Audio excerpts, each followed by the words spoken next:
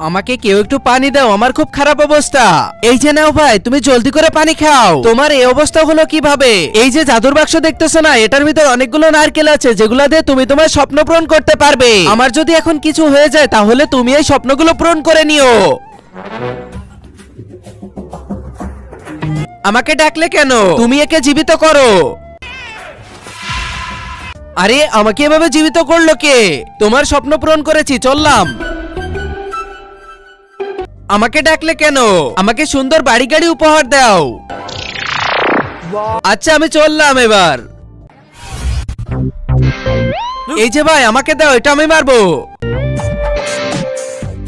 আমাকে আবার ডাকলে কেন? কি সাহায্য করতে পারি?